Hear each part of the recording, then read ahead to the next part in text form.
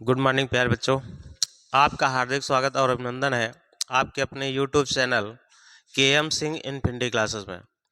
जैसा कि हम लोग बायोलॉजी का अध्ययन कर रहे थे और इस बायोलॉजी में आपका पहले ये डिफाइन किया गया हेल्थ क्या है, उसके बाद में कुछ डिजीज आई यानी कि रोग आए।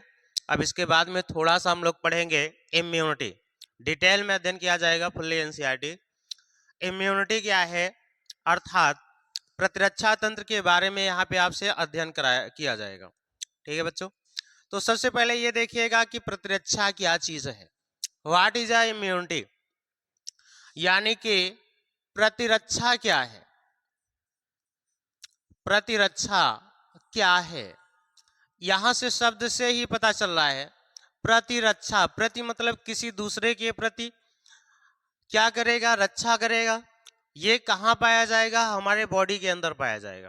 ठीक है, अब यहां से देखिए मैंने पहले बता चुके हैं हम कि जो पैथोजन होते हैं, पैथोजन अर्थात इसी को हम लोग क्या बोले थे, रोगाणु बोले थे, या इसी को क्या बोले थे, रोग कारक बोले थे, रोग कारक बोले थे, रोग कारक। और यही डिफाइन किया गया था, रोगाणु या रोग कारक उसे कहते हैं जो हमारे बॉडी के अंदर क्या उत्पन्न करते हैं, रोग उत्पन्न करते हैं। क्या करेंगे बच्चों, रोग उत्पन्न करेंगे। ये सब क्या करते हैं, रोग क्या करते हैं, उत्पन्न करते हैं। रोगाणु क्या करेंगे, रोग उत्पन्न करते हैं। और रोग उत्पन्न करते हैं तो बताइए पैथोजन के रूप में हम लोग क्या पढ़े थे, वायरस पढ़े थे, और क्या पढ़े थे, बैक्टीरिया पढ़े थे, बैक्टीरिया, और क्या पढ़े थे, फंजाई पढ़े थे, और क्या पढ़े थे, तो प्रोटोजोन पढ़े थे, प्रोटोजोन पढ़े थे। तो बताइए रोग उत्पन्न करने वाले कारक को क्या बोलेंगे, रोगाणु कहते हैं। यानी कि ये क्या करते हैं, रोग उत्पन्न करते हैं और ये रोगाणु के रूप में होते हैं। वायरस भी होगा आपका, बैक्टीरिया भी होगा, फंजाई भी होगा और प्रोटोजोन भी होता है। तो यहां से समझिएगा बातों को। जैसे मान लीजिए वायरस है तो अकोशिकीय होता है, बैक्टीरिया क्या होता है, यूनिसेलुलर होता है। तो बताइए ये सब जो रोगाणु हैं क्या नग्न आंखों से दिखाई देंगे, नहीं देंगे। तो बताइए प्रेजेंट टाइम में जहां आप बैठे होंगे या जहां मैं स्टडी करा रहा हूं वहां पे तमाम प्रकार के वायरस बैक्टीरिया होंगे, अर्थात कुल मिला के क्या होगा, पैथोजन होगा। फिर भी हमें रोग उत्पन्न नहीं होता है या फिर कभी कभी रोग उत्पन्न होता है। इसका मतलब क्या हुआ, जैसे यहां बोला गया जहां हम लोग प्रेजेंट हैं, उपस्थित हैं, वहां पर हजारों वायरस बैक्टीरिया यानी कि लार्ज अमाउंट में उपस्थित हैं, फिर भी हमको रोग कभी कभी होता है। इसका मतलब हमारे बॉडी के अंदर कुछ ऐसा सिस्टम पाया गया है जो इन रोगाणुओं से क्या कर रहा है, रक्षा कर रहा है। क्या कर रहा है बच्चों, रक्षा कर रहा है, जिसे हम लोग क्या कहते हैं, प्रतिरक्षा कहते हैं। तो प्रतिरक्षा क्या है, जो रोग उत्पन्न करने वाले कारक अर्थात रोगाणुओं, जो कि वायरस बैक्टीरिया फंजाई प्रोटोजोन हो सकते हैं, जो इनसे रक्षा करे, वही आपका क्या है, प्रतिरक्षा है। ठीक है, और ये पाया कहां जाएगा, हमारे बॉडी के अंदर। तभी तो बताइए हम लोग कभी जब भी बीमार होते हैं, अगर क्या होता पर डे का पर डे हम लोग बीमार होते हैं, क्योंकि तमाम वायरस बैक्टीरिया यहाँ पे उपस्थित हैं। तो बताइए पर डे के पर डे अगर बीमार होते तो पूरी जिंदगी इसी में चली जाती है। इसीलिए जो नेचर ने बनाया है, जिसे प्रकृति और वैसे कहा जाए धर्म के अनुसार जिसे भगवान मानते हैं, उसी को साइंस के लैंग्वेज में नेचर बोला जाता है, प्रकृति बोला जाता है।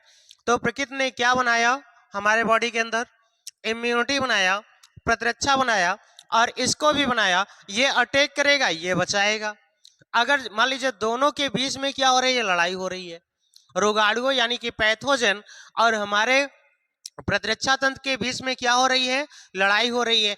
अगर प्रतिरक्षा तंत्र हारा तो हमको रोग होगा, अगर हमारा इम्यूनिटी जीत गया अर्थात प्रतिरक्षा जीत गया तो रोग नहीं होगा। ठीक है बच्चों, तो यहां से हम लोग देखेंगे प्रतिरक्षा किसे कहते हैं, तो आप लोग यही कहेंगे जो इन रोगाणुओं से रक्षा करे उसे क्या कहेंगे, प्रतिरक्षा कहेंगे। ठीक है, अब यहां से देखिएगा रोगाणुओं की रक्षा करने के लिए हमारे बॉडी में कितने प्रकार की इम्यूनिटी पाई जाती है। ठीक है बच्चों, ये देखा जाएगा हमारे बॉडी में कितनी प्रकार की इम्यूनिटी पाई जाएगी। तो याद रखिएगा हमारे बॉडी में 2 प्रकार की इम्यूनिटी पाई जाती है। कितनी प्रकार की? 2 प्रकार की। कौन कौन सी होगी? इन्नेट इम्यूनिटी, इन्नेट इम्यूनिटी और एक्वायर्ड इम्यूनिटी। Acquired immunity. तो हमारे बॉडी में कितनी प्रकार की इम्यूनिटी पाई गई? 2 प्रकार की इम्यूनिटी पाई गई, इन्नेट इम्यूनिटी और एक्वायर्ड इम्यूनिटी पाई गई। ठीक है बच्चों, तो इम्यूनिटी को कितने भागों में बांटा गया? 2 भागों में, इन्नेट इम्यूनिटी और एक्वायर्ड इम्यूनिटी। यहां से देखिएगा, बातों को थोड़ा समझिएगा। अब यहाँ पे स्टडी किया जाएगा इन्नेट इम्यूनिटी क्या होता है और एक्वायर्ड इम्यूनिटी क्या होता है, क्रम वाइज इसका अध्ययन किया जाएगा। ठीक है, तो पहले हम लोग चालू क्या करेंगे, इन्नेट इम्यूनिटी क्या है, यानी कि यहाँ पे चालू आपका होगा, पहला चालू होगा इन्नेट इम्यूनिटी। इन्नेट इम्यूनिटी,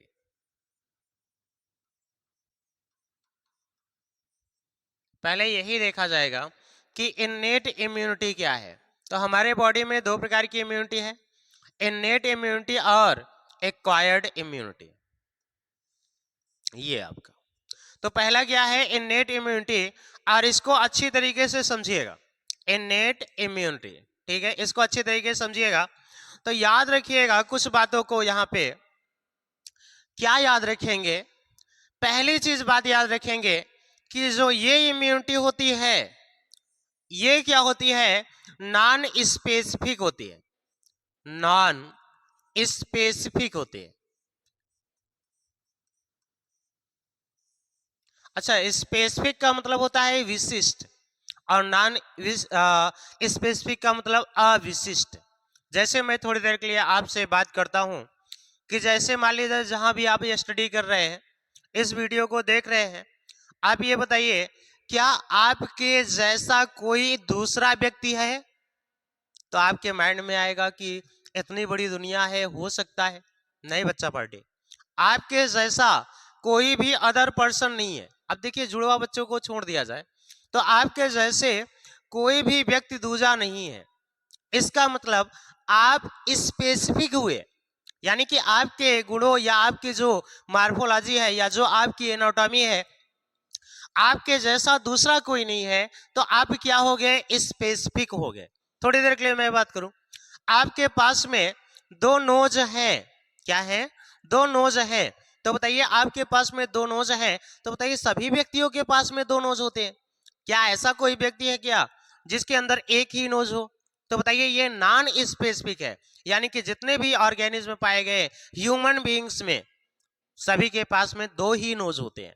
ठीक है, तो बताइए वो क्या हुआ, जैसे मान लीजिए सभी के बॉडी में 2 नोज पाए गए, तो बताइए 2 नोज क्या है, स्पेसिफिक नहीं है, यह नॉन स्पेसिफिक है। अगर आपसे कहा जाए आपके बॉडी में कुछ ऐसे प्रॉपर्टी है, जैसे सभी के पास में 2-2 किडनियां होती हैं, यानी कि 2 किडनी हर एक व्यक्ति के पास में होता है, और लगभग 1000 बच्चे पैदा होते हैं, तो उसमें से एक बच्चा ऐसा होता है जिसमें सिर्फ एक ही किडनी पाई जाती है। ठीक है, तो बताइए वह उस बच्चे के पास में एक किडनी पाई गई है, तो बताइए वह स्पेसिफिक हुआ कि नहीं? यानी स्पेसिफिक का मतलब वह प्रॉपर्टी जो किसी पर्टिकुलर एक व्यक्ति के अंदर पाया जाए, अर्थात यूनिक कैरेक्टर है। ठीक है, तो बताइए यहां लिखा है नॉन स्पेसिफिक, तो ये जान लीजिए ये सभी के बॉडी में पाया जाएगा। कौन? नॉन स्पेसिफिक, यानी कि इन्नेट इम्यूनिटी। ये कहां पाया जाएगा बच्चों? सभी के बॉडी में पाया जाएगा, यानी कि ऐसा कोई ह्यूमन बीइंग्स नहीं होगा जिसके अंदर ये इन्नेट इम्यूनिटी ना पाई जाए, ये सभी बॉडी के अंदर पाई जाती है। तो ये क्या होती है, नॉन स्पेसिफिक। अच्छा, एक बार नीट ने यही दिया था यही निम्नलिखित में से स्पेसिफिक इम्यूनिटी है, तो आपका दूसरा ऑप्शन होगा, लेकिन जो आपका आया है उसे मैं बता देता हूं, निम्नलिखित में से नॉन स्पेसिफिक इम्यूनिटी है। पहला ऑप्शन था इननेट, दूसरा था एक्वायर्ड, तीसरा था दोनों, चौथा था इनमें से कोई नहीं। तो बताइए बच्चों आपका क्या हो जाएगा, नॉन स्पेसिफिक में इननेट इम्यूनिटी हो जाएगा। ठीक है, और दूसरी चीज बातों को थोड़ा समझिएगा।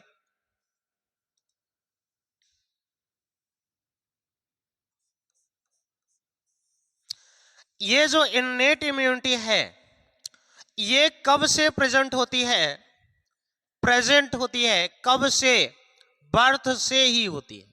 किससे होती है, बर्थ से, यानी कुल मिला के जन्मजात कह सकते हैं। ये हमको प्रतिरक्षा जन्म से ही मिलता है। ठीक है, यानी कि ये जन्म के बाद नहीं होता है, जन्म से पहले ही हमको दे दिया जाता है, ये जन्म से पहले ही होता है। तो बताइए दो अभी आए जो कि एनसीईआरटी की मस्ट लाइन है, क्या आया कि यह नॉन स्पेसिफिक है और प्रेजेंट होता है बर्थ के समय से ही, यानी कि बर्थ के बाद नहीं, बर्थ के पहले ही हमको इननेट इम्यूनिटी मिल जाती है। तो ऐसी इम्यूनिटी जो बर्थ से ही मिले, जन्म से ही मिले, उस इम्यूनिटी को क्या कहेंगे, इननेट इम्यूनिटी कहते हैं। क्या कहेंगे बच्चों, इननेट इम्यूनिटी कहेंगे। जो बर्थ से ही मिले उसे इननेट इम्यूनिटी कहेंगे। ठीक है, और इननेट इम्यूनिटी जो होती है आपकी वो 4 टाइप की होती है। 4 टाइप के बैरियर्स होते हैं। 4 टाइप के क्या होते हैं, बैरियर्स होते हैं। इननेट इम्यूनिटी में कितने प्रकार के बैरियर्स होंगे, 4 प्रकार के, यानी कि 4 प्रकार के बैरियर होंगे। तो बताइए आपको बताया गया इननेट इम्यूनिटी जो है यह नॉन स्पेसिफिक होती है। दूसरी चीज जन्म से ही प्रेजेंट होती है हमारे बॉडी के अंदर या बॉडी के बाहर, या ये 4 प्रकार के बैरियर होते हैं। कितने प्रकार के बच्चों, 4 प्रकार के क्या होते हैं, बैरियर्स होते हैं। ये प्योर एनसीईआरटी है, एनसीईआरटी को कहीं स्किप भी नहीं किया गया है। ठीक है, अब यहां से देखिएगा ये 4 प्रकार के बैरियर तो हैं, लेकिन बातों को यहां पे थोड़ा समझ लीजिए। यहां पे जो आपका पहला बैरियर आएगा वो फिजिकल बैरियर आएगा। जो पहला आएगा बताइए बच्चों कौन सा आएगा, फिजिकल बैरियर आएगा, फिजिकल बैरियर। ठीक है, अब यहां से देखिएगा फिजिकल बैरियर क्या है। फिजिकल बैरियर क्या है, यहां से यहां बातों को समझिएगा। तो ये जानिएगा फिजिकल बैरियर के अंतर्गत हमारी आती क्या है, स्किन आती है। क्या आएगी बच्चों, स्किन आएगी। फिजिकल बैरियर के अंतर्गत क्या आएगा, हमारा स्किन आएगा। और एक बात यहां जान लीजिए जो कि एनसीईआरटी में नहीं दिया है, यहाँ पे जो स्किन को आप लोग क्या कहते हैं, त्वचा कहते हैं। स्किन को क्या कहेंगे, त्वचा कहेंगे।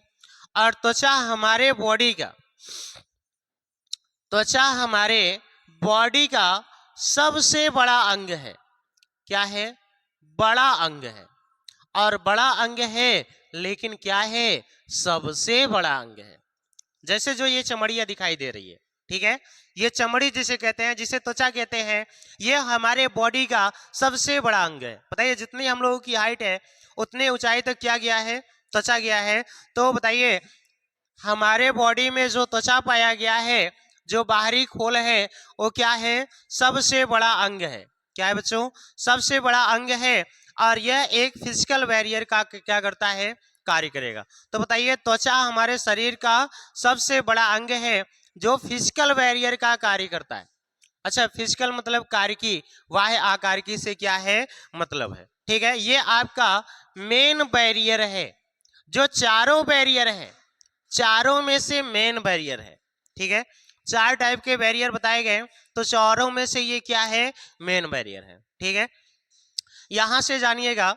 अब जैसे मैं थोड़ी देर के लिए बात करूं, त्वचा हमारे शरीर का क्या है, सबसे बड़ा अंग है और मेन बैरियर है, ये स्किन है और ये इननेट इम्यूनिटी का भाग है। तो बच्चों ये बताना, क्या त्वचा जन्म के बाद मिलती है कि जन्म से पहले ही मिल जाती है। जब माँ के गर्भ में कोई बेबी होता है तभी से क्या मिल जाती है, हमको त्वचा मिल जाती है। तो त्वचा किसके अंतर्गत आएगा, इननेट इम्यूनिटी, और वो भी उसमें फिजिकल बैरियर के अंतर्गत आएगा। त्वचा क्या करेगा, कैसे हमारी प्रतिरक्षा करता है, तो शरीर में जितने भी क्या होते हैं, पोर्स होते हैं, उसके द्वारा क्या अंदर एंट्री करते हैं, रोगाणु। जैसे अभी साल्मोनेला टाइफी को पढ़ा गया, मलेरिया के लिए पढ़ा गया प्लाज्मोडियम को। तो बताइए वो हमारे माउथ के अंदर गया था, और यहाँ से जो साल्मोनेला टाइफी है कंटामिनेटेड फूड और वाटर के द्वारा गया था, और जो आपका मॉस्किटो है मादा एनाफिलिस, ये प्लाज्मोडियम को लेके गया था। ठीक है, तो आपका फिजिकल बैरियर के अंतर्गत क्या आएगा, स्किन आएगा। स्किन क्या करेगा, ये जो अभी कुछ देर पहले हम लोगों ने पढ़ा था, जो रोगाणु होता है उसको शरीर के अंदर आने से क्या करेगा, त्वचा रोकेगा। कुल मिला के शरीर में अंदर आने से त्वचा क्या करेगा, रोकेगा। अच्छा, यही जगह दूसरी बात को समझिएगा, इसी के अंतर्गत आएगा आपका, देखिए जो हमारे बॉडी के अंदर गट्स हैं, गट्स मतलब थोड़ी देर के लिए जैसे मैं कहूं रेस्पिरेटरी ट्रैक, ठीक है, गैस्ट्रो इंटेस्टाइनल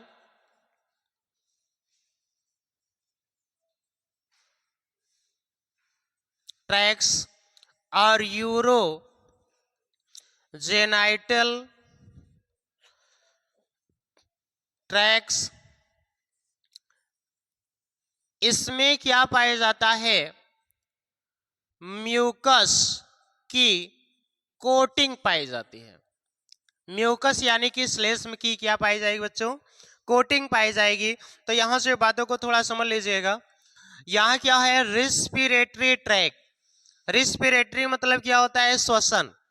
तो बताइए रिस्पिरेशन मतलब श्वसन, तो बताइए रिस्पिरेटरी ट्रैक, जैसे नोज हो गया, नोज से जाइए ट्रैकिया से होते हुए, तो इसमें अंदर क्या पाया जाता है, एक श्लेष्म की कोटिंग पाई जाती है। यानी श्लेष्म का क्या पाया जाएगा, आवरण पाया जाएगा। ये क्या करेगा, रोगाणुओं को चिपकाने में मदद करता है। गैस्ट्रोइंटेस्टाइनल ट्रैक, तो ये क्या है, इसे आप डायरेक्टली कहेंगे ये तो श्वसन से रिलेटेड है, और ये किससे रिलेटेड है, पाचन से रिलेटेड है। यूरोजेनाइटल, तो याद रखिएगा ये उत्सर्जन प्लस कहां से, जनन अंगों से क्या है, संबंधित है। तो यहां से क्या कहेंगे, श्वसन वाले जो अंग होते हैं उसके अंदर की ओर म्यूकस की कोटिंग पाई जाती है। म्यूकस यानी कि श्लेष्म, जो कि एक बलगम के जैसा गाढ़ा तरल पदार्थ होता है, ये कोटिंग पाई जाती है। पाचन तंत्र के अंदर, जैसे मैं कहूं माउथ से चलिए तो ग्रसनी से, ग्रास नली से होते हुए आमाशय, छोटी आंत, बड़ी आंत, इसमें क्या पाई जाती है, आंतरिक भाग में म्यूकस की कोटिंग पाई जाती है। यूरोजेनाइटल मतलब, यूरो मतलब उत्सर्जन तंत्र, जो उत्सर्जन तंत्र है उसमें भी कोटिंग पाई जाएगी। और जो जनन से अंग संबंधित है जैसे वैजिना वगैरह हो गया, इसमें भी कोटिंग पाई जाती है। ये भी क्या होता है, जब रोगाणु आते हैं तो म्यूकस से क्या हो जाते हैं, चिपक जाते हैं, जिससे रोग उत्पन्न नहीं होता है। लेकिन इसमें से आपका मेन क्या है, तो आप यही बताएंगे स्किन है। तो बताइए जो फिजिकल बैरियर है उसके वो किस में आया, इन्नेट इम्यूनिटी में आया फिजिकल बैरियर, और यहां से इन्नेट इम्यूनिटी में आया फिजिकल बैरियर। फिजिकल बैरियर के अंतर्गत हम लोगों ने पहले पढ़ा स्किन यानी त्वचा को पढ़ा, जो हमारे बॉडी का सबसे बड़ा अंग भी है, ये मेन फिजिकल बैरियर है। इसके अलावा भी फिजिकल बैरियर्स पाए जाते हैं, रिस्पिरेटरी ट्रैक, गैस्ट्रोइंटेस्टाइनल ट्रैक और यूरोजेनाइटल ट्रैक के अंदर इपिथेलियम में म्यूकस की क्या पाई जाती है, कोटिंग पाई जाती है। तो बताना, यहां से यहां लिखा है फिजिकल बैरियर। फिजिकल बैरियर का मतलब क्या हुआ, यहाँ पे कुल मिला के कोई भी ऐसी कोई रासायनिक अपक्रियाएं नहीं होंगी जिससे रोगाणु को मारने की रासायनिक अपक्रिया के द्वारा कोशिश किया जाए। ठीक है, यहाँ पे एक ही चीज होगा कि कुल मिला के ये इसके रोगाणुओं को शरीर में इंटर करने से रोकेगा। क्या करेगा, रोकेगा, ये आपका। ठीक है, तो ये आपका क्या हुआ, पहला फिजिकल बैरियर। तो आपके जो 4 प्रकार के बैरियर थे किसमें, इननेट इम्यूनिटी में, तो आपका ये फिजिकल बैरियर क्या होता है, समाप्त होता है। ठीक है, इसके बाद में हम चर्चा करेंगे, इसके बाद में हम चर्चा करेंगे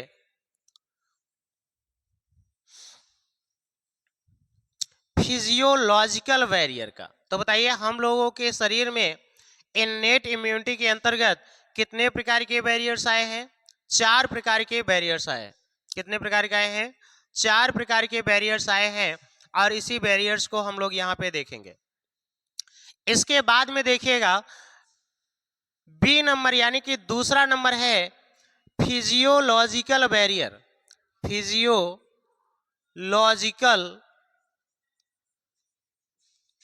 बैरियर, ठीक है। फिजियोलॉजिकल बैरियर्स के अंतर्गत क्या क्या आएगा? देखिए अभी तक हम लोगों ने पढ़ा है फिजिकल बैरियर, अब इसके बाद में क्या पढ़ेंगे? फिजियोलॉजिकल बैरियर को हम लोग पढ़ेंगे, ठीक है। यहां से देखिए फिजियोलॉजिकल के बैरियर का मतलब क्या होता है। जैसे हम लोग पढ़ते हैं फिजियोलॉजी, तो पाचन तंत्र, श्वसन तंत्र, उत्सर्जन तंत्र, ये सब किसके अंतर्गत? ह्यूमन फिजियोलॉजी के अंतर्गत पढ़ते हैं। तो यहां से पहला ही चीज को देखिएगा बच्चों, जो पहला पॉइंट है। अब यहां से जो पहला पॉइंट है, तो बताइए सलाइवा कहां पाया जाता है? सलाइवा यानी कि लार पाया कहां जाएगा? तो माउथ में पाया जाएगा। माउथ यानी कि मुख, या इसी को एकदम मेन लिखा जाए तो ओरल या बक्कल कैविटी होता है। ओरल या बक्कल कैविटी में ये पाया जाता है, यानी कि मुख गुहा में पाया जाता है। मुख गुहा में क्या पाया जाएगा? लार। तो लार भी क्या करेगा? अच्छा, लार में क्या पाया जाता है? टाइलिन एंजाइम पाया जाता है। टाइलिन एंजाइम पाया जाता है।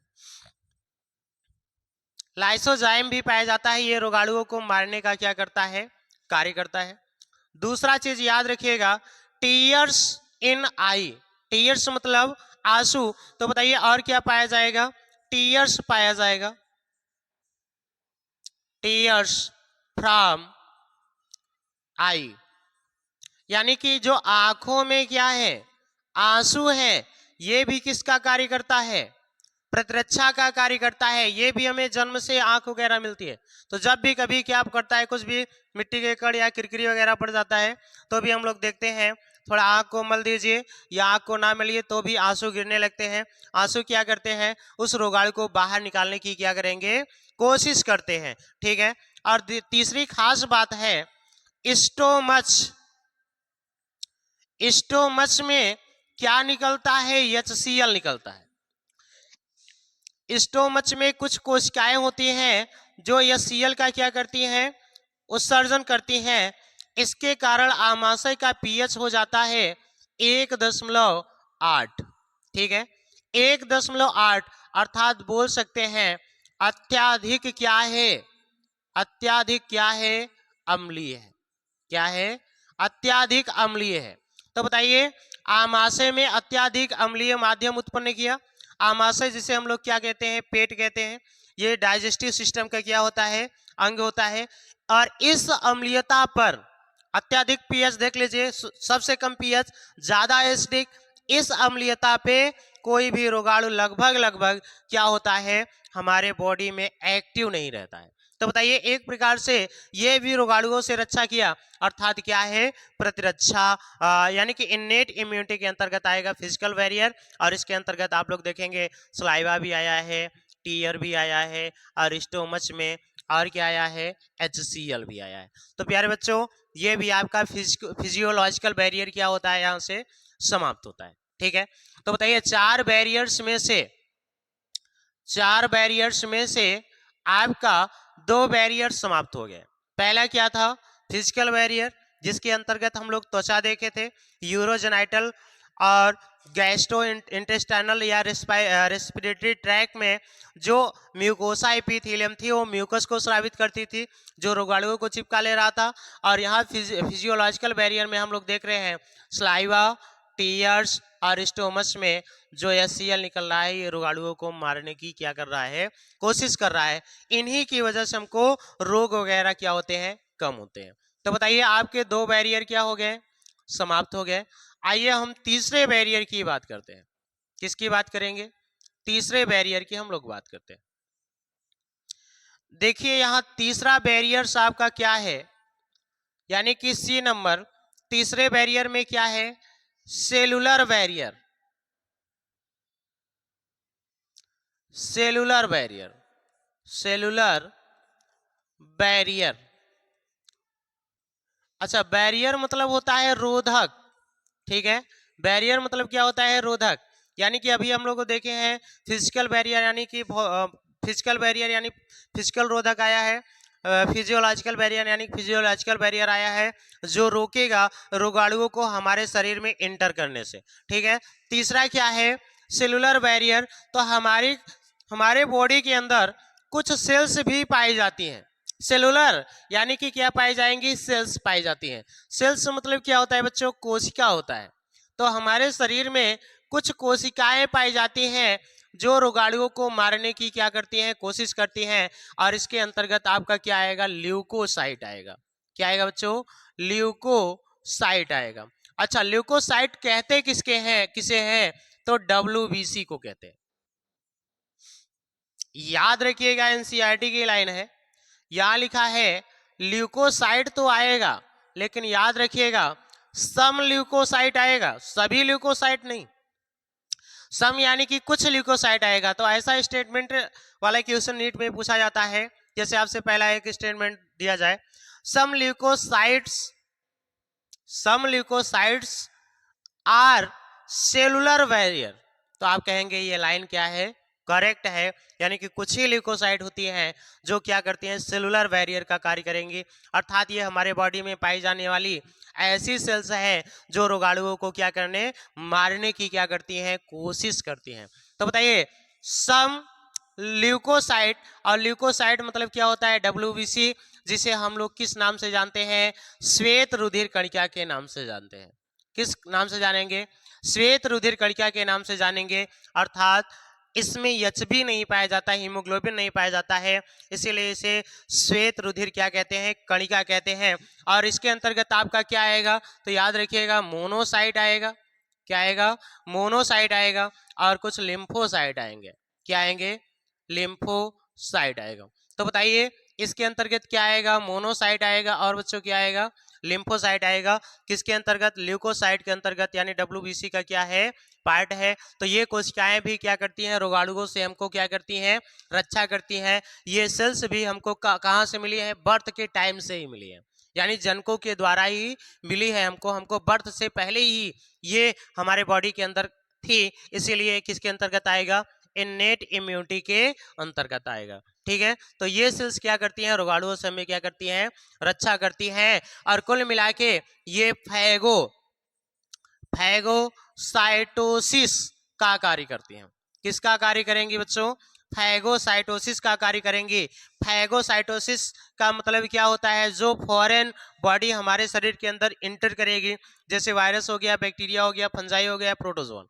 तो ये क्या करेगी, फैगोसाइटोसिस कैसे करेंगी, जैसे कोई भी रोगाणु, वायरस, बैक्टीरिया, फंजाई और प्रोटोजोन हमारे बॉडी के अंदर इंटर किया, तो मोनोसाइट और लिम्फोसाइट उसे मारने की कोशिश करेंगे। अगर मान लीजिए मार दिया तो रोग उत्पन्न नहीं होगा, अगर ये स्वयं लड़ते लड़ते हार गई तब क्या हो जाएगा, रोग हो जाता है। तो ये हमको जन्म से ही मिलता है। तो तीसरा बैरियर आपका समाप्त होता है।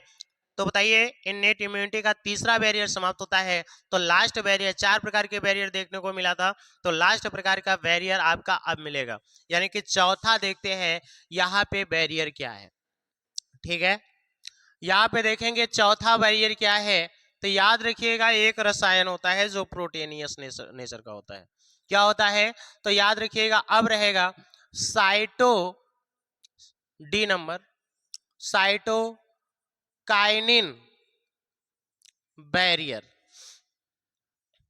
Cytokinin barrier. ठीक है, यहां से अब देखने को क्या मिलेगा, साइटोकाइनिन बैरियर क्या होता है। यहां से प्यारे बच्चों, यहां से ये देखिए साइटोकाइनिन बैरियर क्या होता है, साइटोकाइनिन बैरियर। तो जैसे मैं यहां थोड़ी देर के लिए कुछ बना रहा हूं, यहां से देख लीजिएगा, ये हमारे बॉडी के अंदर पाई जाने वाली क्या है, सेल्स है। ये हमारे बॉडी के अंदर पाई जाने वाली क्या है, सेल्स है। जब डिजीज में आपका चलेगा कैंसर, तो यहाँ भी इसका वर्णन हम करेंगे साइटोकाइनिन बैरियर का, लेकिन यहाँ पे डिटेल में थोड़ा समझ लीजिएगा। जैसे मान लीजिए जो कैंसर कैसे उत्पन्न होता है, तो हमारे बॉडी के अंदर प्रो ऑन्कोजीन होते हैं, यानी कैंसर उत्पन्न करने वाले जीन होते हैं, लेकिन वो जीन क्या होते हैं, निष्क्रिय अवस्था में होते हैं। और जैसे उसको स्टिमुलस मिलता है, संवेदना मिलती है, यानी कि जैसे टोबैको खा लीजिए, ठीक है, टोबैको को खाइए, सिगरेट स्मोकिंग करिए, सिगरेट को पीजिए, गांजा को पीजिए, या तो फिर कभी चाय पीजिए तो उसमें निकोटीन होता है, ये हमारे बॉडी के अंदर जाएगा। तो ऑलरेडी पहले से प्रत्येक कोशिका में क्या उपस्थित होता है, एक जीन जो कैंसर उत्पन्न करता है, जिसे कानको या आनको या प्रो आनको जीन कहते हैं। ठीक है, ये जीन मान लीजिए ये बीच वाली कोशिका है, इसके अंदर ये जीन उपस्थित है। ठीक है, ये जीन उपस्थित है। मान लीजिए ये जिस बॉडी की सेल्स है वह बॉडी क्या खाती है, टोबैको को खाती है। तो बताइए ये जीन पहले क्या होगा, निष्क्रिय होगा कि नहीं? क्या होगा बच्चों, निष्क्रिय होगा। तो जो टोबैको वगैरह होता है, टोबैको वगैरह जो होता है, इसे किस में कन्वर्ट कर देगा, सक्रिय, यानी निष्क्रिय को क्या कर देगा, सक्रिय कर देगा। और जैसे ही ये जीन सक्रिय होगा तो इसको क्या हो जाएगा, कैंसर हो जाएगा। किस कोशिका के, इस कोशिका को क्या हो जाएगा, कैंसर हो जाएगा। तो ये कोशिका आउट ग्रोथ करेगी, यानी कि सेल डिवीजन की क्षमता ज्यादा हो जाती है, तो ये आउट ग्रोथ करेगी, यानी कि ये फूल जाएगी और पस वगैरह में बदलेगी। तो ये जैसे ही मान लीजिए इस कोशिका को कैंसर हुआ, इस सेल को क्या हुआ, कैंसर हो गया, वैसे ही क्या करेगा, ये कोशिका एक प्रोटीन स्रावित करेगी। क्या स्रावित करेगी, प्रोटीन स्रावित करेगी। और इसी प्रोटीन को क्या कहते हैं, इंटरफेरान, बड़ा इंपॉर्टेंट है, इंटरफेरान। इसी प्रोटीन को क्या कहेंगे, इंटरफेरान। जैसे हमारे बॉडी में कोशिकाएं पाई जाती हैं, तो जिस कोशिका में कैंसर हो जाता है तो बताइए वह कोशिका एक प्रोटीन स्रावित करती है, जिसे क्या कहते हैं, इंटरफेरान के नाम से क्या किया जाता है, जाना जाता है। अब जब मान लीजिए ये कोशिका इंटरफेरान निकालेगी तो बताइए इंटरफेरान अगल देगी, अगल बगल की कोशिकाओं को ये देगी। तो बताइए अगल बगल की कोशिकाओं को क्या दिया इसने, इंटरफेरान वाला रसायन दिया। अगल बगल की कोशिकाओं में क्या दिया, इंटरफेरान दिया, और सचेत किया कि भाई हम तो मर रहे हैं लेकिन तुम ना मर जाना। अर्थात ये अगल बगल कोशिकाओं को संदेश देगी इंटरफेरान के माध्यम से कि आपको सिग्नल मिल रहा है कि हमको क्या हो गया है, कैंसर हो गया है, आप लोग इस कैंसर से बचिए। तो बताइए क्या किया इसने, साइटोकाइनिन बैरियर के अंतर्गत क्या आएगा, साइटो मतलब क्या होता है, कोशिका। तो ये रसायन निकालेगी, कैंसर युक्त कोशिका एक विशेष प्रकार की प्रोटीन निकालती है जिसका नाम क्या है, इंटरफेरान। ये समीप उपस्थित कोशिकाओं को सूचना देती है कि कैंसर हमको हुआ है। तो बताइए बगल फैलेगा कि नहीं, इसीलिए ये रसायन को क्या करती है, स्रावित करती है। तो प्यारे बच्चों आपका इन्नेट इम्यूनिटी क्या हुआ, समाप्त हुआ। ठीक है, जो 4 प्रकार के बैरियर्स आए थे वो आपके क्या हुए, समाप्त हुए। पहला क्या था, फिजिकल बैरियर, दूसरा क्या था, फिजियोलॉजिकल बैरियर, तीसरा क्या था, सेलुलर बैरियर, और चौथा आपका क्या है, साइटोकाइनिन बैरियर है। ठीक है, तो आपका इन्नेट इम्यूनिटी क्या होती है, समाप्त हुई। नेक्स्ट क्लास में आपको बताया जाएगा एक्वायर्ड इम्यूनिटी क्या है। तो अगर वीडियो अच्छी लगे तो चैनल को लाइक, सब्सक्राइब और शेयर कीजिए।